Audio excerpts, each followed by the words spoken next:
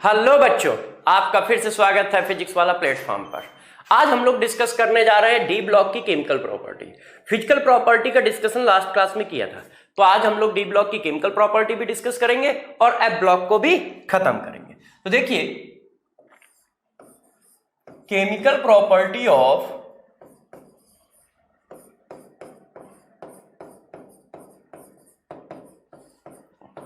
D block.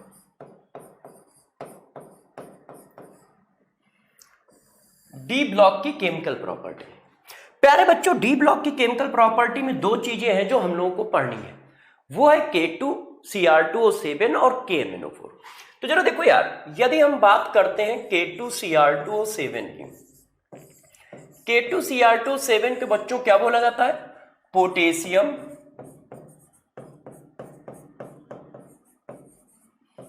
Permanganate. अब potassium permanganate के बारे में हम लोगों को डिस्कशन करना है, ठीक है ना। पोटेशियम परमैंगनेट, ओ सॉरी, पोटेशियम डाइक्रोमेट के बारे में डिस्कस करना है ना। KMnO4 नहीं है, पोटेशियम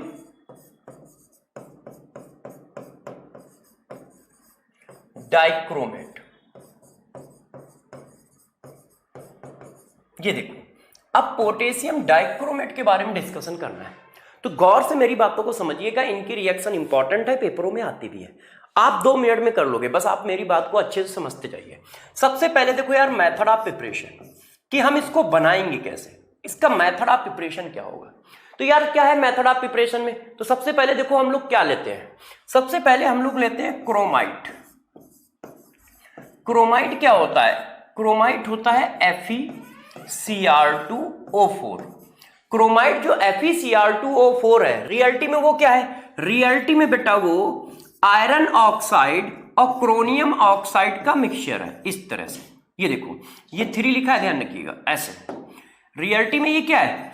रियलिटी में FeO.Cr2O3, मतलब 2 ऑक्साइड का मिक्सचर है। और साथ साथ में ये जो क्रोमाइट होता है, ये ओर ऑफ क्रोनियम भी होता है। ये क्रोनियम का ओर भी है, हम इसको लेते हैं। अब इसको लेके कैसे बनाया जाता है, जरा ध्यान दीजिएगा अच्छे से। हम इसमें क्या करते हैं? बेसिक सॉल्यूशन मार देते हैं। मतलब हम लोग पहले स्टेप में क्या करते हैं? पहले स्टेप में दोस्त हम लोग ये काम करते हैं, ठीक है। पहले स्टेप में हम क्या करेंगे? FeCr2O4 में बेसिक सॉल्यूशन मार देंगे, जैसे सोडियम कार्बोनेट का, और साथ में एयर पास करा देंगे ऐसे। तो ये तो बेसिक कंडीशन लाता है। ये क्या करता है? ये बेसिक कंडीशन लाता है। और ये क्या करता है? ये ऑक्सीडाइजिंग एजेंट है, इसका ऑक्सीडेशन करता है। ये क्या है? ऑक्सीडाइजिंग एजेंट है, इसका ऑक्सीडेशन करता है। अब बनेगा क्या? तो जरा देखो दोस्तों, बनेगा क्या, इसको 2 मिनट के लिए छोड़ता हूं और एक कॉन्सेप्ट देता हूं, जिससे आपको यह पता चलेगा कि बनेगा क्या। जरा कॉन्सेप्ट को अच्छे से समझिएगा, ठीक है। हमारे पास 2 चीजें होती हैं, एक होता है डाइक्रोमेट आयन और एक होता है बच्चों क्रोमेट आयन। ऐसे ये देखो इक्विलिब्रियम है। ये क्या है? इसको बोला जाता है डाइक्रोमेट आयन, ऑरेंज कलर का होता है, और ये होता है क्रोमेट आयन, और ये बच्चों हमारा येलो कलर का होता है। अब जरा बात को समझिएगा, ठीक है। होता क्या है कि बेसिक सॉल्यूशन में क्रोमेट आयन एग्जिस्ट करता है और एसिडिक सॉल्यूशन में डाइक्रोमेट आयन एग्जिस्ट करता है। इनके बीच में इक्विलिब्रियम होती है। मतलब यदि सॉल्यूशन बेसिक है, ठीक है, तो क्रोमेट आयन एग्जिस्ट करेगा, मतलब pH 7 से ज्यादा है, ठीक है। सॉरी, कम लग रहा है, ये तो ऑर्डर सही करते हैं। यदि pH 7 से ज्यादा है तो हमारा क्या होगा? क्रोमेट आयन एग्जिस्ट करेगा, क्योंकि 7 से ज्यादा pH किसका होता है? बेसिक का। तो ये क्या कहां पे एग्जिस्ट करता है?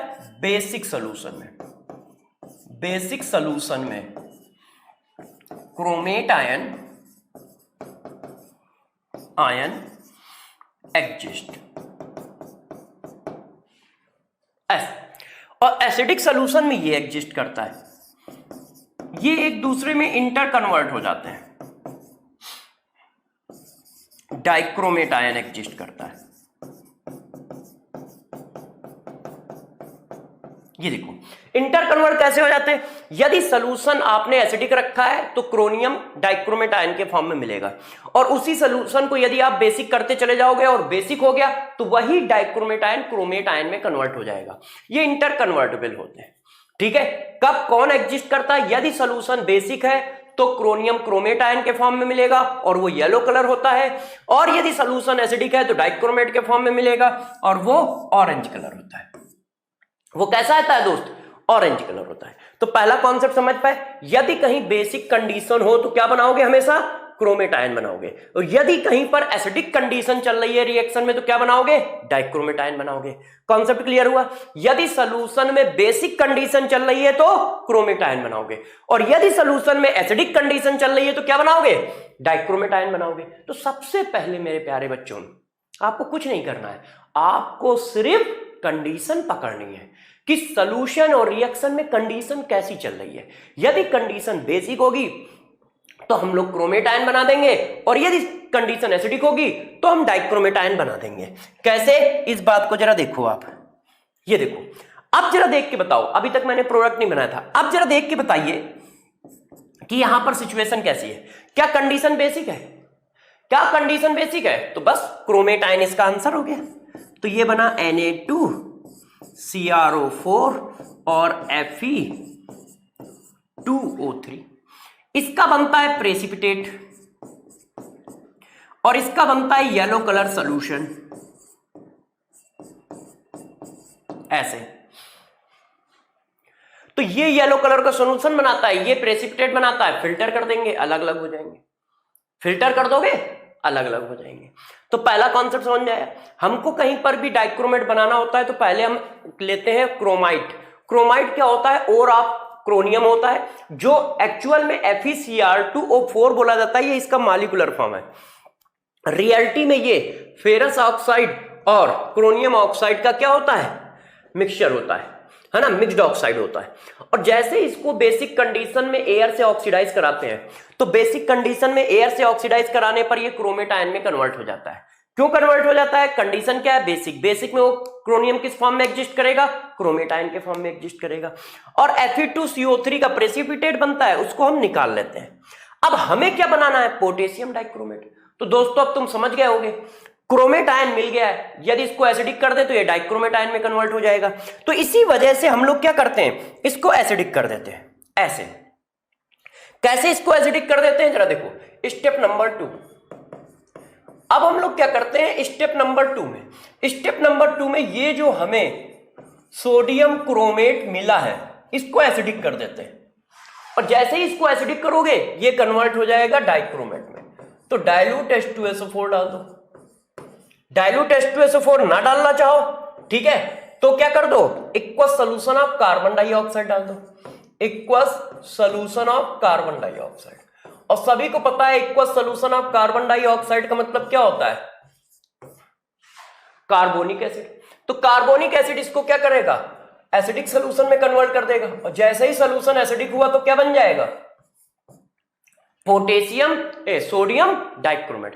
क्यों, एसिडिक कंडीशन में किसमें एग्जिस्ट करता है, डाइक्रोमेट में एग्जिस्ट करता है। ठीक है, अब इसमें हमें क्या करना है, सोडियम को हटा के पोटेशियम लाना है। तो बस सोडियम को हटा के पोटेशियम ले आते हैं, एक्सचेंज रिएक्शन करा देते हैं इस तरह से, और ये हमारा क्या बन गया, पोटेशियम डाइक्रोमेट बन गया। अब किसी ने यार एक बात पूछी कि हम लोग गरीब देश के निवासी हैं, उसमें तुम यार सोडियम डाइक्रोमेट तुम्हें मिल ही गया है तो उसमें पोटेशियम लगाने की जरूरत ही क्या है, तुम as a oxidising agent sodium dichromate को यूज करो, पोटेशियम डाइक्रोमेट बनाने की कोशिश क्यों कर रहे हो, ऐसा क्या है भाई। ये एक ऑक्सीडाइजिंग एजेंट होता है, ऑक्सीडाइजिंग एजेंट का काम कौन करता है, डाइक्रोमेट आयन। तो तुम सोडियम पोटेशियम क्यों लगा रहे हो, सोडियम लगा रहने दो, एक लाइन बचाओगे तो पैसे बचेंगे, कॉस्ट बचेगी। गरीब देश के निवासी हम लोग पैसे फालतू में कैसे बर्बाद कर सकते हैं। तो ये वाली लास्ट वाली लाइन क्या करने की जरूरत है बताओ, और यदि है तो क्यों है, और नहीं है तो फिर की क्यों गई है कि नहीं यार बच्चों, दिमाग की बत्ती जलाओ। तो जरा देखो यार, एक यहां पे बात आती है कि फर्जी में हम पोटेशियम क्यों लगा रहे हैं, वाई। है ना, why sodium dichromate not used as a oxidising agent. हम इसको क्यों यूज नहीं करते? तो जरा देखो यार बच्चों, अब आपको इसका रीजन बताता हूं कि हमें पैसे बर्बाद करने की जरूरत पड़ती क्यों है। उसका रीजन होता है कि जो सोडियम डाइक्रोमेट होता है वो हाइग्रोस्कोपिक नेचर का होता है। हाइग्रोस्कोपिक, एक मिनट बच्चों, हाइग्रोस्कोपिक नेचर का होता है। इस वजह से हमें पोटेशियम बनाना पड़ता है, नहीं तो सोडियम डाइक्रोमेट और पोटेशियम डाइक्रोमेट में जो सोडियम और पोटेशियम लगे हैं ये एस ब्लॉक के एटम है। एस ब्लॉक के कैटायन निकम्मे होते हैं, कोई कामकाज नहीं करते, मतलब किसी भी तरह की कोई रिएक्शन नहीं, वो सिर्फ बैलेंस ही पूरा करने के काम में आते हैं। एस ब्लॉक के कैटायन निकम्मे होते हैं। कैटायन बोल रहा हूं, मेटल नहीं, मेटल उतने ही कामकाजी होते हैं। उनको अकेले छोड़ दोगे ना तो खेल कर जाएंगे, मतलब तुमने हवा में छोड़ दिया तो हवा से रिएक्शन, पानी में छोड़ दिया तो पानी से रिएक्शन, उनको तो छुपा छुपा के रखना पड़ता है। एस ब्लॉक के मेटल हाईली रिएक्टिव होते हैं, मगर हम कैटायन पूछ रहे हैं तो कैटायन कुछ नहीं करते हैं। तो एस ब्लॉक के कैटायन तो निकम्मे होते हैं, हमें तो काम डाइक्रोमेट आयन का है, मगर सोडियम लगने से उसके पास हाइग्रोस्कोपिक नेचर आ जाता है। इस वजह से हम पोटेशियम का यूज करते हैं। ठीक है, एक बात खत्म हुई, इतनी बात खत्म हो गई, बात समझ गए? कैसे मेथड ऑफ प्रिपरेशन मेरे दोस्त, कैसे मेथड ऑफ प्रिपरेशन में हमने क्या किया, क्रोमाइट आयन लिया। जैसे ही मैंने क्रोमाइट और लिया तो मुझे लगा यार डाइक्रोमेट बनाना है, तो एक काम करो पहले क्रोमेट बना लो। मैंने बेसिक सोल्यूशन मारा और ऑक्सीडेशन कर दिया, एयर ऑक्सीडेशन। तो बेसिक सोल्यूशन के लिए सोडियम कार्बोनेट ले लिया और जैसे ही एयर ऑक्सीडेशन किया क्रोमेट आयन आ गया। अब क्रोमेट से डाइक्रोमेट जाना है तो इसी सोल्यूशन को क्या कर दो, एसिडिक कर दो। जैसे ही सोल्यूशन को एसिडिक कर दोगे डाइक्रोमेट आ जाएगा। अब आयन तो मिल गया है, बस उसका काउंटर आयन चेंज करना है। तो counter ion ion exchange reaction से चेंज कर दिया KCl से करा के, और काउंटर आयन हमारा चेंज हो गया और प्रोडक्ट आ गया। ठीक है, अब जरा देखो कहानी को थोड़ा सा और ले चलते हैं। और कहानी को क्या ले चलते हैं, जरा देखो इसके बारे में कुछ बातें बताते हैं, उसको जरा समझो। ठीक है ना, कि पोटेशियम डाइक्रोमेट में और हमें किस किस की चीज की जरूरत है। तो देखो यार, पोटेशियम डाइक्रोमेट में क्या क्या चीजें हमें पता होनी चाहिए और क्या क्या चीजें हमसे पूछी जा सकती हैं। नेक्स्ट पॉइंट है इसका स्ट्रक्चर। इसके स्ट्रक्चर को भी पूछा जा सकता है। देखो पोटेशियम डाइक्रोमेट सभी बच्चों को पता है कि कैसा है, आयनिक है। जब बच्चों ये आयनिक कंपाउंड है तो ये ब्रेक कैसे होगा, ऐसे होगा। ये देखो 2 के पास 2 प्लस Cr2O7 डबल नेगेटिव। अब इसमें से इसका तो कोई फिगर की बात आएगी नहीं, इसका मतलब फिगर इसी का बनाना है ना। तो इसका फिगर क्या होता है, इसका फिगर ऐसे होता है। देखिए 2 क्रोमेट आयन कंबाइंड होके डाइक्रोमेट आयन ऐसे बनाते हैं। ये देखो 3 3 6 और ये। अब इसमें देखो ये डाइक्रोमेट आयन है। अब डाइक्रोमेट आयन में आपको कुछ खास बातें बताना चाहता हूं, जरा इन पर आप फोकस रखें अच्छे से। अब ये देखो यार है, अब आप मेरे को ये बताओ, माइनस सिंगल डबल एक जैसा रेजोनेंस है, माइनस सिंगल डबल एक जैसा रेजोनेंस है, मगर क्या ये एक जैसा रेजोनेंस है? लोन पेयर सिंगल डबल नहीं, ये अलग टाइप का रेजोनेंस है, ये अलग टाइप का, ये अलग। माइनस सिंगल डबल एक रेजोनेंस की कंडीशन है, मगर ये अलग टाइप का है, और लोन पेयर सिंगल डबल एक अलग टाइप का है, जिसकी वजह से यहां पर क्या होता है, आप ये कहते हो 6 CrO बॉन्ड एक जैसे होते हैं, सेम होते हैं, इनकी बॉन्ड लेंथ, इनका बॉन्ड एंगल सेम होता है। और जो बचे हुए 2 हैं, 2 CrO बॉन्ड एक जैसे होते हैं, ये सेम होते हैं ऐसे। यदि मैं इनको A टाइप कह दूं और इनको B टाइप कह दूं, तो देखो B टाइप वाले ये हैं, ये दोनों एक जैसे होंगे, और बचे हुए ये सब एक जैसे होंगे, 3 ये और 3 ये, क्योंकि इनमें एक ही जैसा रेजोनेंस है। ठीक है ना, तो ये 6 CrO बॉन्ड एक जैसे होंगे क्योंकि इनमें एक जैसा रेजोनेंस है, और बचे हुए 2 में एक जैसा रेजोनेंस है, इसलिए वो एक जैसे होंगे, मतलब उनकी बॉन्ड लेंथ, बॉन्ड स्ट्रेंथ एक जैसी होगी। और डाइक्रोमेट का फिगर ये होता है, Cr बॉन्ड कितने हैं? 1। नंबर ऑफ बॉन्ड भी कभी कभी पूछते रहते हैं, तो इसके फिगर की इंपॉर्टेंस है। तो देखो ये फिगर हो गया। अब कहानी को और आगे ले चलते हैं। देखो बच्चों, फिगर के बाद हमें क्या याद रखना है, उस बात को डिस्कस कर लेते हैं। ये अच्छा मैंने बता दिया आपको, इसी के आगे करते हैं। अब देखो फिगर के बाद हमें किस बात पर फोकस रखना है, ठीक है, इस बात को डिस्कस करते हैं। फिगर के बाद बात करते हैं हीटिंग इफेक्ट की। इसका हीटिंग इफेक्ट, यदि हम डाइक्रोमेट को हीट कर दें तो क्या होगा। देखो यदि हम पोटेशियम डाइक्रोमेट को लें और इसको थर्मली हीट कर दें तो बेटा ये बनाता है K2CrO4 plus Cr2O3 plus O2। यही एक ऐसी रिएक्शन है जिसकी कॉन्सेप्ट मैं नहीं बता रहा, यही एक ऐसी रिएक्शन है जिसका कॉन्सेप्ट नहीं बता रहा, बाकी सबका बताऊंगा चाहे जैसे हो, इसमें नहीं हर चैप्टर में। उसका रीजन है ये थर्मल हीटिंग है, थर्मल हीटिंग में यहां पे कोई कॉन्सेप्ट नहीं है, आपको ऐसे ही याद रखना पड़ेगा। तो देखो K2Cr2O7 K2CrO4 plus Cr2O3 plus oxygen में कन्वर्ट होता है, इस बात का ध्यान रखें। यहां पर ऑक्सीडेशन नंबर 6 है और मेरे दोस्त यहां पर 6 है और यहां पर 3 है, ये देखो, और यहां पर 0 है और यहां पर कितनी है -2। इसका मतलब तुम अच्छे से देख लो कि ये एक रिडॉक्स रिएक्शन का एग्जाम्पल है। ये कैसा है, एक रिडॉक्स रिएक्शन का एग्जाम्पल है। देखिए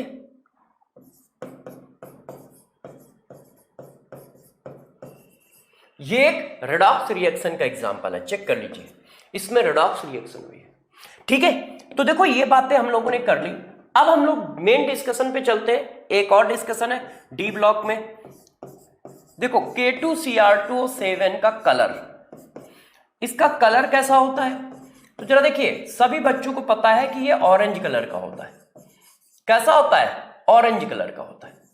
अब मेरे दोस्त बताओ, यदि ये ऑरेंज कलर का है तो कलर आया कहां से। इसकी ऑक्सीडेशन नंबर है 6 और क्रोनियम होता है 24। अब 24 से यदि 6 इलेक्ट्रॉन निकाल दोगे तो ये 18 हो जाएगा, और 18 कॉन्फ़िगरेशन तो इनर्ट का है, ये तो इनर्ट कॉन्फ़िगरेशन है। इसका मतलब इसके पास अनपेड इलेक्ट्रॉन नहीं है।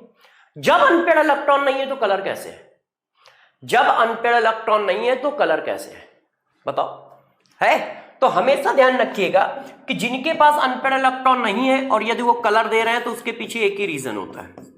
जिनके पास अनपेड इलेक्ट्रॉन नहीं है और वो कलर दे रहे हैं तो उनके पीछे एक ही रीजन होता है, जिसको बोलते हैं चार्ज ट्रांसफर मेथड। ये देखो, जिसके पास अनपेड इलेक्ट्रॉन नहीं है और वो भी कलर दे रहा है तो उसके पीछे एक ही रीजन होता है, चार्ज ट्रांसफर मेथड। ध्यान रखिए, जैसे K2Cr2O7 का कलर पूछ दे, KMnO4 का कलर पूछ दे, इन सब के पास अनपेड इलेक्ट्रॉन नहीं, फिर भी कलर है। कि KMnO4 कलर क्यों है, K2Cr2O7 कलर क्यों है, AgI कलर क्यों है, AgBr कलर क्यों है, ठीक है, सोडियम क्रोमेट का कलर क्यों है, तो इन सब का एक ही रीजन है। इन सबके पास अनपेड इलेक्ट्रॉन नहीं है फिर भी कलर है, तो रीजन लिखिएगा चार्ज ट्रांसफर मेथड, ठीक है। तो जरा देखिए, कलर की बात आई तो कलर कैसा होता है, ऑरेंज कलर का होता है, रीजन क्या है, चार्ज ट्रांसफर मेथड। अब इसके बाद प्यारे बच्चों हम लोग जो बात करने जा रहे हैं वो किसकी करने जा रहे हैं, वो करने जा रहे हैं केमिकल प्रॉपर्टी की। तो अब हमारे लिए सबसे इंपॉर्टेंट पॉइंट आया है केमिकल प्रॉपर्टी। Chemical property. अब बताओ यार, केमिकल प्रॉपर्टी के बारे में क्या डिस्कस करें, तो गौर सुनिएगा। इसकी केमिकल प्रॉपर्टी बहुत इजी है आपके लिए, जरा देखिएगा। सबसे पहली बात तो ये है कि K2Cr2O7 जो होता है वो स्ट्रॉन्ग ऑक्सीडाइजिंग होता है एसिडिक मीडियम में। एसिडिक मीडियम में ये क्या है, एक स्ट्रॉन्ग ऑक्सीडाइजिंग एजेंट है, स्ट्रॉन्ग ऑक्सीडाइजिंग एजेंट है।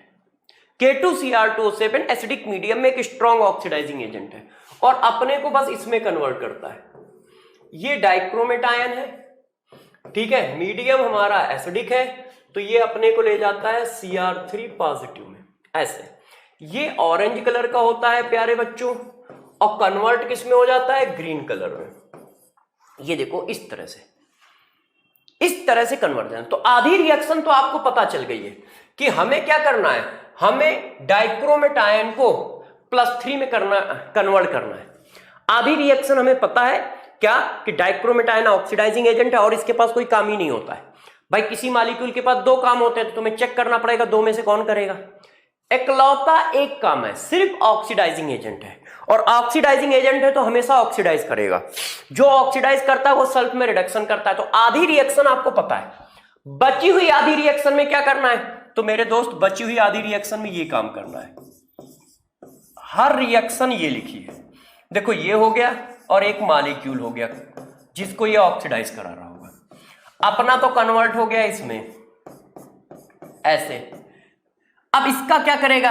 इसका वो क्या कर देगा? ऑक्सीडेशन कर देगा। ठीक है, ऑक्सीडाइज करके एक और मॉलिक्यूल बना देगा। एक मिनट,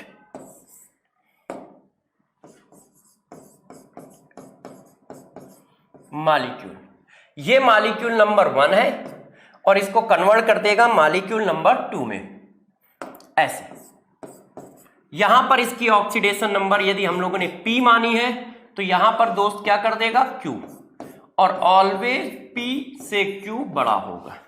ये देखो, तो इसका काम क्या है? इसका काम इतना सा है, वो ये कर रहा होगा ऐसे।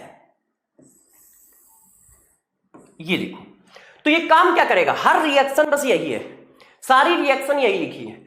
K2Cr2O7 Cr3 पास 2 में चला गया।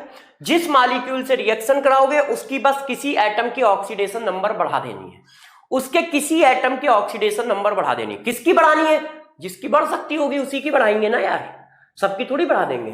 तो कॉन्सेप्ट समझ गए? हर रिएक्शन बस यही होनी है। अब हमें कोई रिएक्शन नहीं करनी, बस यही मेन रिएक्शन है। आप जब भी रिएक्शन करोगे बस यही करोगे, इतना ही काम करना है अपने को। अपने को प्यारे बच्चों और कुछ नहीं करना है, बस इतना काम करना है। क्या करना है? डाइक्रोमेट आयन तो कन्वर्ट हो जाएगा इसमें। एक मिनट, ये क्या हो गया? OClEU। ठीक है, डाइक्रोमेट आयन प्यारे बच्चों किसमें कन्वर्ट हो जाएगा? Cr3 पास 2 में। और दूसरे वाले मॉलिक्यूल की ऑक्सीडेशन नंबर को बस इंक्रीज कर देना है, दूसरे वाले मॉलिक्यूल के ऑक्सीडेशन नंबर को बस इंक्रीज कर देना। और ये सारी रिएक्शन रिडॉक्स रिएक्शन के एग्जांपल होंगे। ये सभी रिएक्शन किसके एग्जांपल होंगे? रिडॉक्स रिएक्शन के एग्जांपल होंगे। ये सब के सब एग्जांपल है, एग्जांपल ऑफ रिडॉक्स रिएक्शन ऐसे। तो ये सभी के सभी रिडॉक्स रिएक्शन के एग्जांपल होंगे। हमें बस इतना सा काम करना है। कॉन्सेप्ट समझ गए? क्या करना है? एसिडिक मीडियम में ये किस में कन्वर्ट होगा? +3 में। ठीक है, और मॉलिक्यूल किस में कन्वर्ट हो जाएगा? उसकी ऑक्सीडेशन नंबर बस बढ़ा देनी है। कैसे कर देनी है इस बात को समझा देता हूं, जरा देखिए। मैंने यहां लिखा K2Cr2O7। मीडियम कैसा है? एसिडिक। और एसिडिक मीडियम के लिए हम लोग हमेशा यूज करते हैं डाइल्यूट H2SO4। हमेशा क्या यूज करते हैं? Dilute H2SO4। अब हम देखो इसकी रिएक्शन बताते हैं कि ये रिएक्शन करता कैसे है। ये देखिए, जरा बात को समझिएगा। अब हम लोग रिएक्शन करके दिखाते हैं कि भाई ये रिएक्शन होंगी तो कैसे होंगी। ठीक है, K2Cr2O7 रिएक्शन कर रहा है। तो K2Cr2O7 की पहली रिएक्शन मैंने कराई फेरस सल्फेट के साथ। अब K2Cr2O7 के रिस्पेक्ट में क्या बन गया? Cr3 positive. एस ब्लॉक का कटायन निकम्मा होता है, डिट्टो ऐसा ही आएगा, उसका कोई लेना देना नहीं है। ये देखो आ गया। अब बताओ इनमें से किसकी ऑक्सीडेशन नंबर? कॉन्सेप्ट क्या था? कॉन्सेप्ट ये था, जो मॉलिक्यूल से रिएक्शन कराओगे उसकी ऑक्सीडेशन नंबर हमको बढ़ा देनी है, जिससे भी रिएक्शन कराओगे उसकी ऑक्सीडेशन नंबर हमको बढ़ा देनी है। अब बढ़ाओ। सल्फर की +6 है, आप जानते हैं सल्फर की मैक्सिमम ऑक्सीडेशन नंबर +6 होती है, तो सल्फर की तो बढ़ नहीं सकती, तो किसकी बढ़ाओगे? Fe की। क्यों? Fe +2 +3 होता है, 2 में है 3 में पहुंचा दो। तो ये देखो आंसर आ गया, बस खत्म हो गया। रिएक्शन का आयनिक फॉर्म मैंने लिख दिया है, ये आंसर हो गया। अब कोई चाहता है कि नहीं सर इस रिएक्शन को पूरी कंप्लीट करके दिखाओ, तो देखो रिएक्शन कैसे कंप्लीट की जाती है ये भी बता देता हूं, जैसे आपको एक आइडिया हो जाए। जब इस रिएक्शन को कंप्लीट किया जाएगा तो आपको लगेगा बहुत बड़ा काम किया गया है, और वैसे आप समझ जाओगे कि यार ये तो फर्जी टाइप की बात है। 1 मिनट, यहां जगह कम है, इधर कर देता हूं, ठीक है ना। देखो हमारे पास है K2Cr2O7 plus ferrous sulphate plus H2SO4। अब जरा देखो ये क्या बन गया? क्रोनियम आयन। ये क्या बन गया? Ferric ion. और ये क्या बन गया? K positive. अब इन सबको बैलेंस कर लो। अब बैलेंस कर लो मतलब इनको न्यूट्रल करो। अब बताओ इसके पास आयन कौन सा है? कौन सा निगेटिव आयन यहां पर है? सिर्फ सल्फेट आयन ही तो निगेटिव है। क्योंकि डाइक्रोमेटाइन तो इसमें कन्वर्ट हो गया है। तो कौन से आयन से ये सब पॉजिटिव आयन बैलेंस होंगे? ये सभी पॉजिटिव आयन निगेटिव आयन से बैलेंस होंगे, और वो निगेटिव आयन सोल्यूशन में कौन पड़ा है? सल्फेट। तो सबके सल्फेट बना दो, तो ये किस में कन्वर्ट हो जाता है? ऐसे, इसकी टोपी उसके सर करके, ये भी सल्फेट में कन्वर्ट हो जाएगा, ये भी सल्फेट में कन्वर्ट हो जाएगा, और बस हाइड्रोजन को बैलेंस करने के लिए वाटर लगा दो। ये रिएक्शन है, ऐसे रिएक्शन लिख के अब बस बैलेंस कर लो coefficient. K2SO4 plus FeSO4 plus H2SO4 gives क्या? Cr2SO4 का होल थ्राइस प्लस Fe2SO4 का whole thrice plus K2SO4 plus water. अब देखने में कितनी बड़ी रिएक्शन लग रही है। 3 मॉलिक्यूल आपने लेफ्ट साइड में लिए हैं, 4-5 मॉलिक्यूल राइट साइड में बन रहे हैं, तो लग रहा है बड़ा तोप मारा है हम लोगों ने, कोई बड़ा काम किया है। सबसे फर्जी रिएक्शन है। आधी रिएक्शन तो अपने को पता ही है क्या, कि K2Cr2 को Cr3 पॉजिटिव में कन्वर्ट करना है। आधी रिएक्शन में क्या करना है? उसकी ऑक्सीडेशन नंबर बढ़ानी है। आधी रिएक्शन में दोस्त क्या करना है? सिर्फ ऑक्सीडेशन नंबर बढ़ानी है। और Fe+2 के ऑक्सीडेशन नंबर बढ़ के कहां जाएगी? ये सब बच्चों को पता होता है कि भैया 2 पे है, 3 पे जाके मार दो।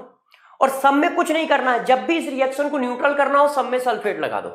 जब भी इस रिएक्शन को न्यूट्रल करना हो, सब में सल्फेट लगा दो।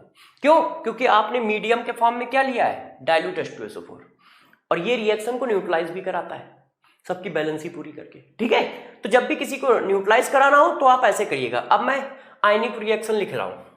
अब जरा देखो यार, किसी ने कहा सर ठीक है, ये बात तो आपने ठीक की है, अब इसकी रिएक्शन कराओ, NaNO2। अब जरा देखो यार, NaNO2 में क्या कराओगे? जरा मेरे दोस्त बताना, NaNO2 में Na के साथ कुछ हो सकता है? नहीं। जब Na के साथ नहीं हो सकता है तो कौन ऑक्सीडाइज होगा? नाइट्रोजन कितना है? 3 के बाद कहां जाता है? सब बच्चों को पता है, 5 में जाता है। तो जब 5 में जाता है तो पहुंचा दो, ये तो ऐसे ही जाएगा, इसको तो छेड़ो ही नहीं, बस इसको चेंज कर दो, और 5 में पहुंचाओगे तो क्या होता है? NO3 में कितनी होती है? 5 होती है। बस बन गया। कुछ नहीं करना है, सिर्फ ऑक्सीडेशन नंबर को बढ़ा देना है, और कुछ नहीं करना है अपने को। देखिए यार, बच्चों ने जिद किया तो हम लोग और आगे बढ़ गए, है कि नहीं? और कर लेते हैं कि हाँ भाई 2, 4, 6, 10 एग्जाम्पल और कर लिए जाए, अच्छा फील होगा। तो जरा देखो, फेरस सल्फेट को करा दिया, इसको करा दिया, H2S से करा दो, H2S में माइनस। अब ये पहले तो इनको चिपका दो कि ये कहां जाएंगे, और ये किस में कन्वर्ट होता है? सल्फर में। ये देखो इस तरह से, -2 से क्या हो गया? 0 हो गया। ऑक्सीडेशन नंबर बढ़ाते चले जाना है। बच्चों ने कहा सर ठीक है। अब जरा इन रिएक्शनों को देखो, किसी ने HI से करा दी, किसी ने HBr से करा दी, किसी ने HCl से करा दी, किसी ने KI से करा दी। 1 मिनट हो गया। किसी ने क्या किया? NaCl से करा दिया। इस जगह पे थोड़ा सा मैं आपके लिए चेंज कर रहा हूं, क्यों कर रहा हूं अभी बताऊंगा। किसी ने NaI से करा दी या KI से करा दी, ऐसे। अब जरा इन रिएक्शनों को देखो, इनके आंसर क्या बनेंगे? भाई इतना आंसर तो फिक्स ही है, R3 पॉजिटिव, K पॉजिटिव। अब बताओ, I-1 है, किस में चला जाएगा? I2 में चला जाएगा। I-1 है, किस में चला जाएगा? I2 में चला जाएगा। ये देखो है। Cl-1 है, किस में चला जाएगा? Cl2 में चला जाएगा। डिट्टो सेम ऐसे। Cl-1 है, किस में चला जाएगा? अब जरा देखो यार, यहां से कहानी शुरू होती है, गौर से समझिएगा। एक टेस्ट होता है क्रोमाइल क्लोराइड टेस्ट। ये देखो, क्रोमाइल क्लोराइड टेस्ट, इन दोनों को आगे पीछे लिखने के पीछे यही रीजन है कि जैसे बच्चे इस बात को पकड़ पाए। कैसे पकड़ना है देखो, मैं आपको अगले पेज में दिखाता हूं, जैसे आपको ये आइडिया रहे करना क्या है। देखो क्या होता है, एक टेस्ट होता है chromyl chloride test. Chromyl chloride test, ये किसका टेस्ट है? Test of Cl ion. ये Cl आयन का टेस्ट है। कैसे काम करता है तो गौर समझो। सबसे पहले हमको लेना होता है आयनिक क्लोराइड। आयनिक क्लोराइड का मतलब हुआ मेटल से अटैच होना चाहिए। जब वो मेटल से अटैच होगा तभी तो आयनिक होगा, है कि नहीं? जैसे NaCl, KCl, NH4Cl में भी काम कर जाता है क्योंकि ये ऐसा होता है। तो हमें आयनिक क्लोराइड चाहिए। ऐसे क्लोराइड ये टेस्ट नहीं देंगे, ध्यान रखिएगा। कौन नहीं देगा? जैसे किसी ने लिख दिया AgCl, PbCl2, ठीक है, HCl, ये सब इस टेस्ट को नहीं देंगे क्योंकि ये क्या है? कोवेलेंट है। आयनिक क्लोराइड होना चाहिए। पहला पॉइंट आयनिक क्लोराइड होना चाहिए, ठीक है। जब टेस्ट पढ़ा रहा हूं पूरा पढ़ा रहा हूं, अच्छे समझो। सबसे पहली बात आयनिक क्लोराइड होना चाहिए। तो जो आयनिक क्लोराइड होगा वो क्रोमाइल क्लोराइड टेस्ट देगा, और जो आयनिक क्लोराइड नहीं होगा वो नहीं देगा। ऐसा नहीं कि सभी लोग दे देंगे फ्रीक्वेंटली। सिल्वर का क्लोराइड हाईली कोवेलेंट होता है, लेड का क्लोराइड हाईली कोवेलेंट होता है, HCl तो कोवेलेंट होता ही है, Hg का क्लोराइड हाईली कोवेलेंट होता है।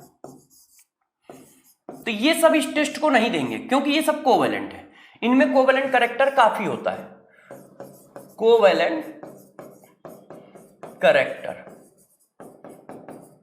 इनके पास कोवेलेंट कैरेक्टर है जिसकी वजह से ये नहीं देते हैं, ठीक है। तो सबसे पहली बात क्या करना होता है? आयनिक क्लोराइड होना होता है। जब आप आयनिक क्लोराइड ले लेते हो तो जैसे ही तुम एसिडिक K2Cr2O7 डालते हो, क्या डालते हो? एसिडिक K2Cr2O7 डालते हो, तो ये क्या करता है? ये इसको कन्वर्ट कर देता है CrO2Cl2 में। CrO2Cl2 क्या होता है? क्रोमाइल क्लोराइड होता है। क्रोमाइल क्लोराइड जो होता है रेड ऑरेंज कलर की वेपर होती है। रेड ऑरेंज कलर वेपर, कौन सी वेपर होती है? रेड ऑरेंज कलर की वेपर होती है। किसकी? क्रोमाइल क्लोराइड की। क्रोमाइल क्लोराइड क्या होता है? CrO2Cl2 होता है। तो इसकी वेपर को हम कलेक्ट कर लेते हैं और कलेक्ट करके पास करा देते हैं किसमें? NaOH के सॉल्यूशन में। ये देखो, कलेक्ट करके कहां पास करा देते हैं? NaOH के सॉल्यूशन में। अब जरा दिमाग की बत्ती जलाओ। जब NaOH के सॉल्यूशन में पास करा दोगे तो सॉल्यूशन कैसा हो जाएगा? बेसिक। और मेरे दोस्त, यदि सॉल्यूशन बेसिक हो गया तो क्रोमेट में एग्जिस्ट करेगा। भाई क्रोनियम किस में एग्जिस्ट करेगा? क्रोमेट में। तो ये कन्वर्ट हो जाता है सोडियम क्रोमेट में। और ये क्या होता है? पीछे पढ़ा चुका हूं, येलो कलर सॉल्यूशन होता है। ये क्या होता है? येलो कलर का सॉल्यूशन होता है। ऐसे फिर बात समझो, जो क्रोमाइल क्लोराइड की वेपर फॉर्म हुई उसको कलेक्ट करके NaOH के सॉल्यूशन में पास करा देते हैं। जैसे ही NaOH के सॉल्यूशन में पास कराते हैं वो येलो कलर का सॉल्यूशन बना लेता है। ऐसा क्यों? क्योंकि आप सभी बच्चों को अभी मैंने पीछे पढ़ाया है कि बेसिक मीडियम में क्रोनियम क्रोमेट फॉर्म में एग्जिस्ट करेगा। तो वो देखो क्रोमेट के फॉर्म में एग्जिस्ट करता है और सोडियम क्रोमेट बना लेता है जो येलो कलर का सॉल्यूशन होता है। अब इसके कंफर्मेटरी टेस्ट के लिए हम इसको पास कराते हैं लेड एसीटेट में। कंफर्मेटरी टेस्ट के लिए हम इसको किस में पास कराते हैं? लेड एसीटेट में। ऐसे, और लेड एसीटेट में पास कराओगे तो ये भी सॉल्ट है, ये भी सॉल्ट है। तो मैंने आपको एक बात पढ़ाई थी, सॉल्ट क्या करते हैं? आयन एक्सचेंज रिएक्शन करते हैं। तो बस आयन एक्सचेंज कर लेंगे और लेड क्रोमेट बन जाएगा। ऐसे लेड क्रोमेट जो होता है वो येलो कलर का प्रेसिपिटेट होता है। ये क्या होता है? येलो कलर का प्रेसिपिटेट होता है लेड क्रोमेट। ऐसे, और ये कंफर्मेटरी टेस्ट होता है। ये होता है क्रोमाइल क्लोराइड टेस्ट, मतलब क्रोमाइल क्लोराइड टेस्ट। तो पहली बात समझ में, क्रोमाइल क्लोराइड टेस्ट में करना क्या होता है मेरे दोस्त? क्रोमाइल क्लोराइड टेस्ट में सबसे पहली बात होती है कि आपको यह पकड़ना होगा कि हमारे पास मॉलिक्यूल है कौन। हमें ऐसा Cl चाहिए जो आयनिक हो। यदि आयनिक Cl हमारे हाथ लग गया, आपने K2Cr2O7 एसिडिक डाल रखा है, तो CrO2Cl2 में कन्वर्ट करेगा। CrO2Cl2 क्रोमाइल क्लोराइड होता है, येलो रेड ऑरेंज कलर की वेपर होती है। अब उन वेपर को जैसे ही आप बेसिक सोल्यूशन में पास कराओगे वो क्या बना देगा? सोडियम क्रोमेट बना देगा, क्योंकि बेसिक सोल्यूशन में या बेसिक सिचुएशन में क्रोनियम क्रोमेट के फॉर्म में एग्जिस्ट करता है। फिर हम उसको कंफर्मेटरी टेस्ट के लिए लेड एसीटेट से पास करा देते हैं, और लेड एसीटेट से पास कराने पर लेड क्रोमेट का येलो कलर का पीवीटी बनता है। ये येलो कलर का सोल्यूशन है, वो येलो कलर का पीवीटी है। ठीक है, इस तरह से काम करता है।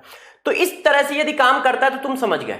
देखो ये कोवेलेंट था इसलिए Cl2 में गया, ये क्या है आयनिक है तो ये किस में जाएगा CrO2 Cl2 में। ऐसे ये इंपॉर्टेंट है तो आप कोशिश करें कि इसको याद रखें कि हाँ यार ये क्या चीज है, इसलिए मैं इसको ब्रैकेट में बंद कर रहा हूं, जैसे आपको ये बात ध्यान है कि दोनों में डिफरेंसेस कितना है। ये देखिए बात समझ पा रहे हो, जब ये कोवेलेंट है इसलिए Cl2 में जा रहा है, ये आयनिक है तो इसने क्या किया है क्रोमाइल क्लोराइड टेस्ट कर दिया, CrO2 Cl2 बना दिया। ऐसे इतनी बात समझ गए। अब कहानी को आगे बढ़ाते चले जाओ, रिएक्शन जितनी चाहो उतनी लिखो यार, उसमें क्या है, जो मेन रिएक्शन थी वो बता दी। अब जैसे अल्कोहल है तो अल्कोहल किस में कन्वर्ट होता है एसिड में कन्वर्ट होता है। इसी तरह जैसे एक और रिएक्शन है H2O2, H2O2 की रिएक्शन कराएं तो यदि H2O2 हमारा एसिडिक है, एसिडिक मीडियम है, तो ध्यान रखना ये जाता है CrO5 में। CrO5 जो होता है मेरे दोस्त वो क्या होता है ब्लू कलर का सोल्यूशन होता है, ब्लू कलर सोल्यूशन, और ये अनस्टेबल होता है, बहुत जल्दी ब्रेक हो जाता है और कन्वर्ट हो जाता है Cr3 पॉजिटिव में। मगर हमसे यही पूछा जाता है तो K2Cr2O7 H2O2 से रिएक्शन करके CrO5 बनाता है। यहां पर दो केस हैं, दोनों केस को याद रखना है अच्छे से, मतलब समझना है। तो दोनों केस क्या है बता देता हूं नोट डाल के, जरा समझिए। हमने K2Cr2O7 की रिएक्शन H2O2 के साथ कराई, H2O2 के साथ एसिडिक मीडियम में कराओगे तो क्या होगा, और H2O2 के साथ एल्कलाइन मीडियम में कराओगे तो क्या होगा। एसिडिक मीडियम में कराओगे तो CrO5 बनेगा मेरे दोस्त, और एल्कलाइन मीडियम में कराओगे तो K3CrO8 बनेगा। ऐसा ये देखो K3CrO8, और एसिडिक मीडियम में बनता है CrO5। ये जो होता है ब्लू कलर का होता है और ये जो होता है रेड ऑरेंज कलर का होता है, मतलब ब्राउनिश कलर होता है एक तरह का, चाहो तो ब्राउन लिख दो, रेड ब्राउन कलर। ये देखो तो जरा गौर समझिए, हमें कुछ नहीं करना है, ऑक्सीडेशन नंबर बढ़ाते चले जाना है। दो जगह पे आप बस याद रखना, एक क्रोमाइल क्लोराइड और एक H2O2 का केस, बाकी सब जगह सिर्फ ऑक्सीडेशन नंबर बढ़ानी है। तो K2Cr2O7 जब भी कहीं रिएक्शन करता है तो करेगा क्या, आपको मैंने पीछे कॉन्सेप्ट पढ़ाया, ये तो अपना +3 में जाएगा, दूसरे के ऑक्सीडेशन नंबर को इंक्रीज करेगा, दूसरे के ऑक्सीडेशन नंबर को इंक्रीज करेगा तो फेरस को फेरिक में कर देगा, नाइट्रेट को नाइट्रस में कर देगा, सल्फाइड को सल्फर में कर देगा, I negative Br negative Cl negative को Cl2 Br2 I2 में कन्वर्ट कर देगा। बस यदि वो Cl के केस में सिर्फ होता है, I के केस में नहीं है। देखो ये देखो, यदि कहीं Cl आयनिक हुआ तो क्रोमाइल क्लोराइड टेस्ट लग जाएगा, CrO2 Cl2 में कर देगा। H2O2 के केस में ध्यान रखना CrO5 और बेसिक मीडियम हो तो K3CrO8 में करता है। ठीक है, इस जगह पे एक क्वेश्चन या एक नोट, हम लोग डाइल्यूट H2SO4 ही मीडियम के लिए क्यों यूज करते हैं, और कोई एसिड क्या यूज कर सकते हैं? तो जरा देखो, only dilute H2SO4 used as a medium. Why, बाकी क्यों नहीं यूज कर सकते? तो जरा देखो उसके पीछे रीजन क्या है। HX HNO3, ठीक है, HX का मतलब समझ गए, HX का मतलब HCl HBr HI HNO3, ये सब हम यूज नहीं कर सकते। क्यों? क्योंकि K2Cr2O7 इनको ऑक्सीडाइज कर देगा। K2Cr2O7 oxidise HX and HNO2। ऐसा क्यों? क्योंकि ये अपनी लोअर ऑक्सीडेशन नंबर पे है, -1 +3। तो यार ये तो एक स्ट्रॉन्ग ऑक्सीडाइजिंग एजेंट है, इनको उठा के ऑक्सीडाइज कर देगा। मगर H2SO4 में सल्फर +6 में है, और जब सल्फर +6 में तो सल्फर को थोड़ी ऑक्सीडाइज कर सकता है। तो हम ऐसा कोई भी एसिड नहीं लेंगे जो ऑक्सीडाइज हो सकता हो, क्योंकि यदि उस ऑक्सीडेशन मतलब ऑक्सीडाइज हो सकता होगा तो K2SO4 उसको ऑक्सीडाइज कर देगा, क्योंकि स्ट्रॉन्ग ऑक्सीडाइजिंग एजेंट है। तो हम मीडियम में जनरली यूज ही डाइल्यूट H2SO4 करते हैं, हैलोजन एसिड यूज नहीं कर सकते, नाइट्रोजन में नहीं यूज कर सकते। क्यों? क्योंकि वो सब ऐसा है अपनी लोअर ऑक्सीडेशन नंबर पे, और यदि मीडिएटर या लोअर ऑक्सीडेशन नंबर पे होंगे तो वो फर्दर ऑक्सीडाइज हो जाएंगे। तो हम तो ऑक्सीडेशन मॉलिक्यूल का करा रहा है, मीडियम का थोड़ी करा रहा है। इस वजह से डाइल्यूट H2SO4 यूज करते हैं। तो कभी कभी पूछा जाता है कि भाई K2Cr2O7 के डाइल्यूट H2SO4 ही क्यों लेते हो, हेलोजन एसिड क्यों नहीं लेते हो, क्या बुराई है हेलोजन एसिड में? तो ये बुराई है, तो ये बुराई है। इस तरह से ये काम करता है।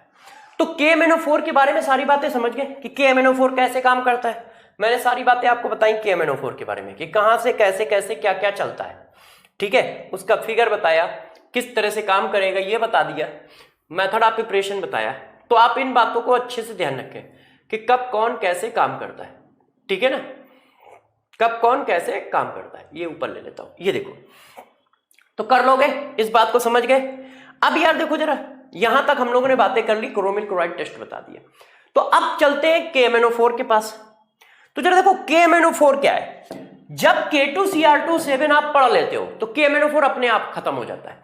सारी रिएक्शन के सेम आंसर है, सारी रिएक्शन के सेम आंसर है। कौन कौन सी रिएक्शन के अलग आंसर है बस वही बताऊंगा। देखो पहले इसको पढ़ाना शुरू करता हूं। अब हम लोग पढ़ने जा रहे हैं KMnO4। KMnO4 को बोलते हैं पोटेशियम पर मैग्नेट। पोटेशियम पर मैग्नेट की बात करें तो जरा देखो एक एक करके समझाते हैं कि क्या क्या होता है और कैसे काम करता है। तो देखो पोटेशियम पर मैग्नेट में Mn की कितनी होती है +7। Mn जो होता है वो होता है 25, और जब ये +7 बनाएगा मेरे दोस्त तो ये हो जाएगा कितना 18, और 18 होने का मतलब ये इनर्ट कॉन्फ़िगरेशन है। और यदि ये इनर्ट कॉन्फ़िगरेशन है तो फिर ये कलर कैसे है। तो इसके पास भी जो कलर आता है,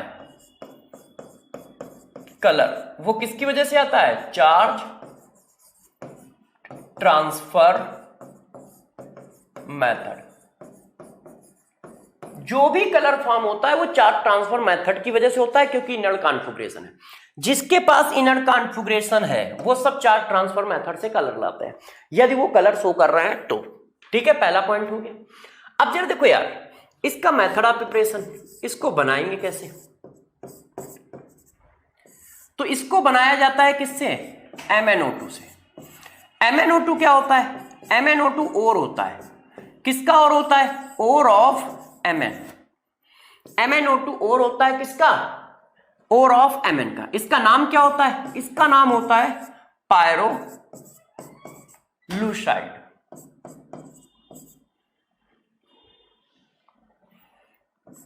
ऐसे पायरोलुसाइड। ये क्या है, Mn का और है। अब ये करना कैसे है जरा गौर से समझो। पहला नंबर का स्टेप, यदि आप अच्छे से ध्यान दो तो MnO2 में Mn की ऑक्सीडेशन नंबर कितनी है +4, और हमें बनाना क्या है KMnO4। जब यार KMnO4 बनाना है तो इसकी ऑक्सीडेशन नंबर बढ़ानी पड़ेगी, और यदि ऑक्सीडेशन नंबर बढ़ानी है तो कोई ऑक्सीडाइजिंग एजेंट डालना पड़ेगा। तो हम यहां पे डाल देते हैं KNO3। यदि KNO3 ना मिले तो KClO3 भी डाल सकते हो।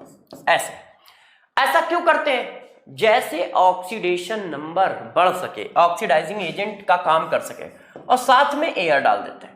ऐसा करने से क्या होता है, इसकी ऑक्सीडेशन नंबर बढ़ जाती है, मतलब इसका ऑक्सीडेशन हो जाता है, और ये ऑक्सीडेशन होकर किस में कन्वर्ट हो जाता है, +6 में।